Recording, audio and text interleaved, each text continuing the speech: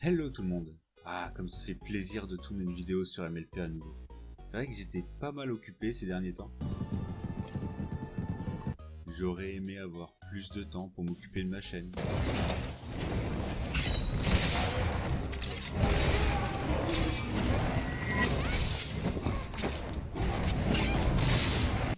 J'avais quand même pas mal de travail à faire.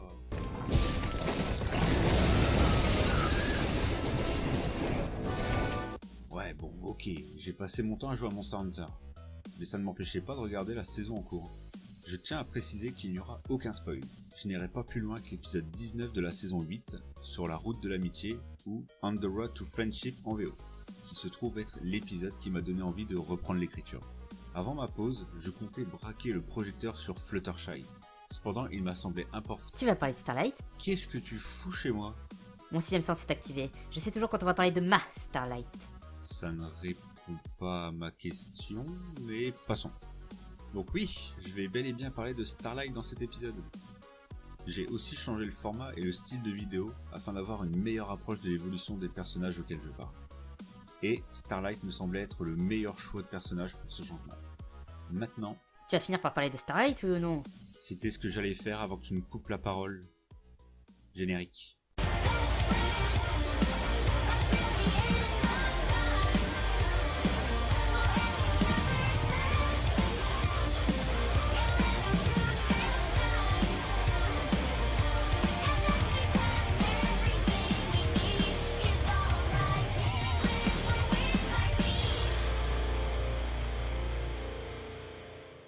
Je vais commencer par citer un seul paragraphe consacré à Starlight dans le livre Tout l'art d'Equestria, qui est un livre dont je me sers pour avoir des sources fiables. Même si ce livre s'arrête à la saison 5, les informations n'en sont pas moins intéressantes et pertinentes. Le reste de mes analyses sont issues des épisodes centrés sur les personnages dont je veux parler. Starlight Glimmer est une opposante du début de la saison 5, et elle joue un rôle très important pour la suite de l'histoire. Elle est convaincue que les marques de beauté causent des conflits et que le fait que chacun ait différents degrés de compétence rend les poneys incapables d'être véritablement amis. Pour elle, il est important que personne ne soit plus spécial qu'un autre. Elle voudrait que tous les poneys soient égaux. Elle a un don pour la magie et qui rappelle Twilight Sparkle. C'est pour cette raison que ses couleurs rappellent celles de l'héroïne. Ce sont malheureusement les seules et uniques lignes que nous apprend le livre. Cependant, ces quelques lignes sont très intéressantes. Elles jouent un rôle très important pour la suite de l'histoire. Ce qui indique que les scénaristes avaient déjà prévu de faire revenir Starlight, et de la faire évoluer au fil des saisons. Elle a un don pour la magie, et qui rappelle Twilight Sparkle. C'est pour cette raison que ses couleurs rappellent celles de l'héroïne. Comme dit précédemment, les scénaristes avaient déjà pour projet de faire revenir Starlight.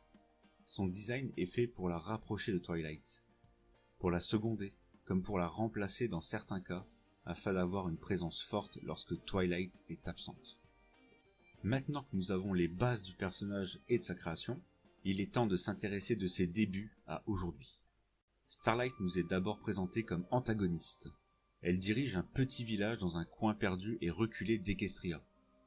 Elle clame haut et fort sa conviction pour un monde égalitaire, où personne ne serait persécuté ou n'exhiberait son talent spécial indiqué par sa cutie mark. When the rest of Equestria sees that a princess gave up her cutie mark to join us, they'll finally understand what we're trying to accomplish. Ça va là? On voit bien que c'est la méchante de la saison? Non, parce que moi j'aurais rajouté un rire maléfique et le thème de l'URSS et des éclairs en fond. C'est pas encore assez évident?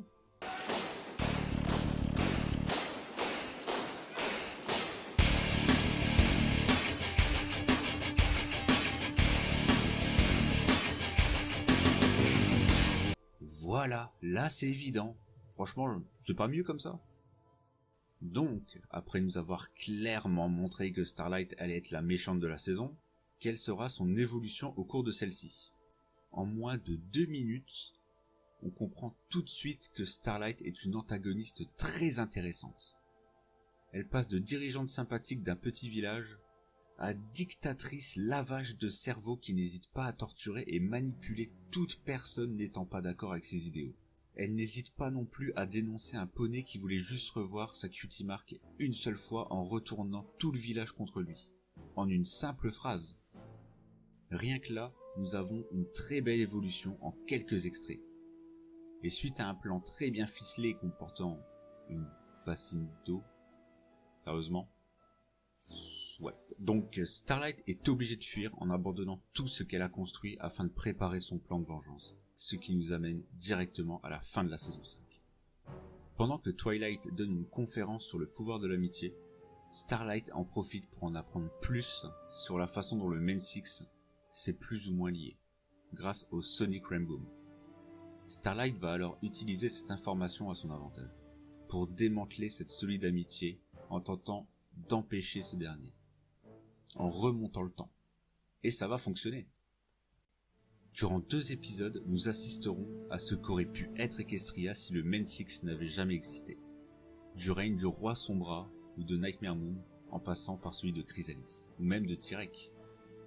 Equestria ne saurait être en paix sans le Main Six. Starlight aperçut même l'un de ses désastreux futurs. Au moment où Starlight n'avait encore visité aucun de ses futurs apocalyptiques, nous, en tant que spectateurs, nous ne savons pas encore si elle est consciente de ce qu'elle est en train de faire. Pour le moment, l'évolution du personnage est incertaine.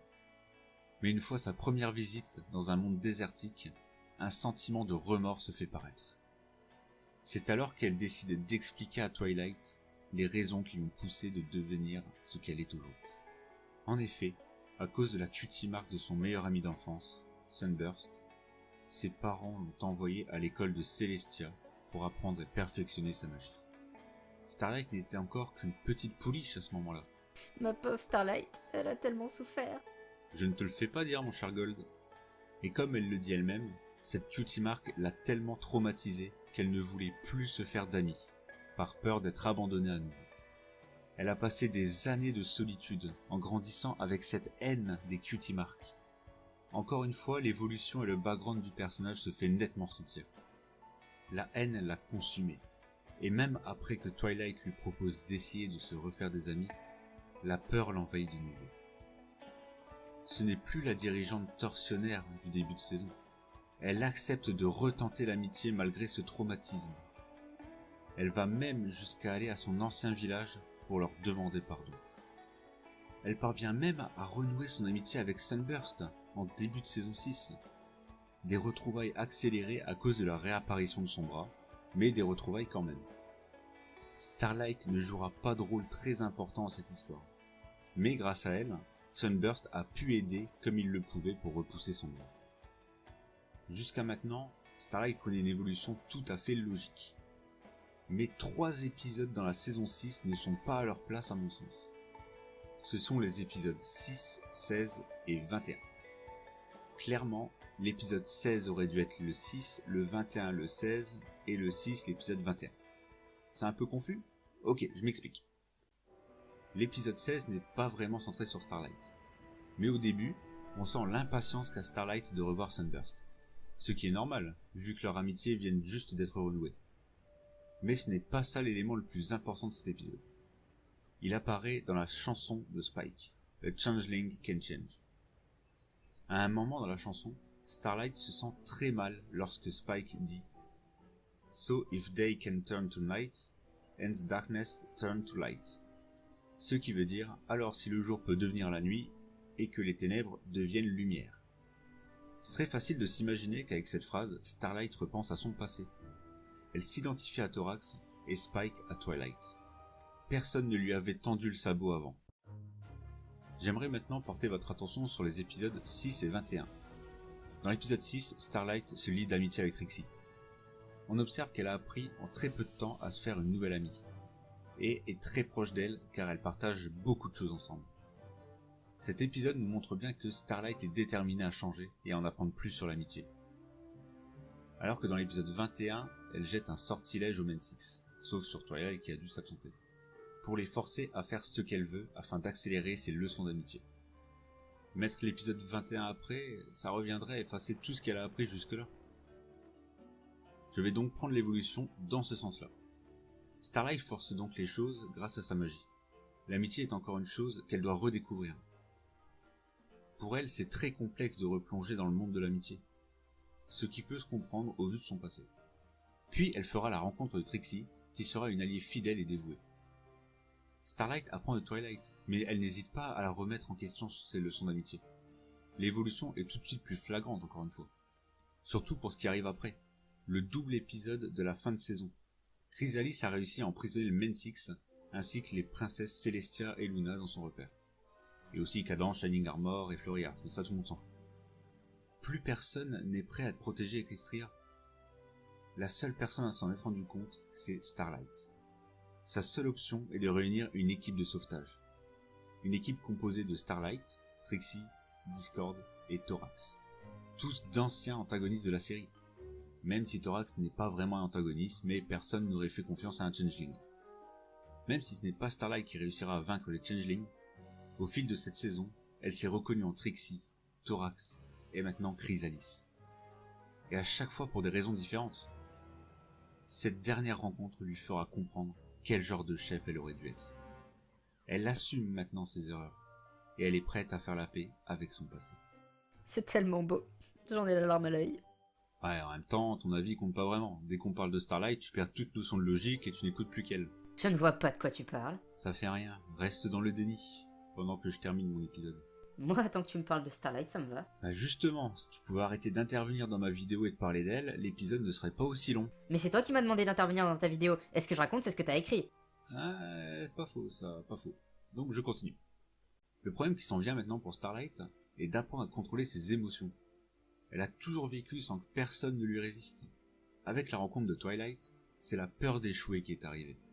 Mais lors de l'épisode 2 de la saison 7, c'est la peur de perdre Trixie à cause de sa colère qui est apparue. Elle avait peur qu'en disant tout ce qu'elle pensait à Trixie, cette dernière ne voudrait plus lui adresser la parole, et perdrait sa meilleure amie. Elle a donc préféré mettre sa colère en bouteille plutôt que de le lui avouer. Mais comme le dit Trixie, ce ne sont pas de simples paroles de colère qui pourraient ruiner leur amitié. C'est un grand pas dans l'évolution de Starlight. Elle se rend maintenant compte que l'amitié est la chose la plus importante pour elle. Elle a gardé tous ses sentiments négatifs pour elle, ce qui a dû lui torturer l'esprit. Mais le moment le plus décisif de son évolution se passe durant le final de la saison 7. Durant tout le double épisode, Starlight est persuadée qu'il ne faut pas bannir le poney des ombres, mais l'engager sur la route de l'amitié comme l'a fait Twilight pour elle. Malheureusement, étant complètement aveuglée par l'admiration qu'elle éprouve envers Starswirl, Twilight n'écoute pas les conseils de Starlight. À ce moment précis, l'élève dépasse le maître. Elle savait que la dernière fois que la Cutie Map avait appelé le Mensix au complet, c'était pour elle. La map n'appelle que pour résoudre des problèmes d'amitié. Sans Starlight, les éléments d'harmonie auraient été détruits. Et sans doute que Starswirl n'aurait pas entrepris un voyage dans toute Equestria, afin d'en apprendre lui aussi plus sur l'amitié.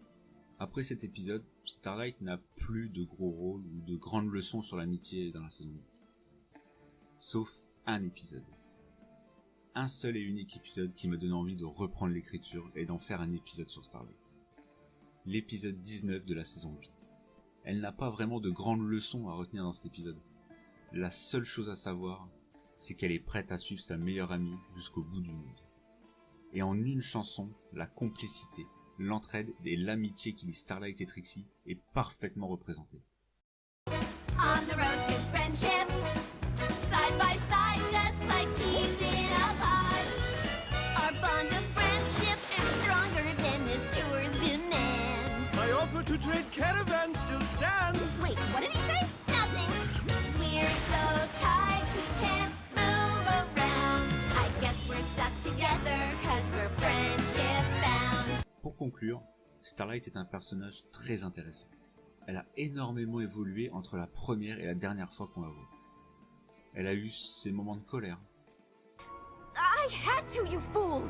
How could I collect your cutie marks without my magic? I created harmony! That's how Quiet! De doute. I thought Sunburst and I were the same. But we turned out different, and it tore our friendship apart! How do I know they won't all end the same way? Ses moments touchants. I was trying to have fun doing the one thing I thought we still had in common. But I guess we don't even have that anymore. Des têtes et des mimiques absolument hilarantes et cute. Empathy, Coco. I see. Des moments un peu bizarres. Anecdotes, insight, midnight confessions. Confession de minuit. J'arrive, Starlight. Elle est sans nul doute l'un des personnages le mieux écrits de la série. Ah, je savais que tu aimais Starlight. Même si je la trouve moins bien écrite que Sunset Shimmer. Espèce de fils de...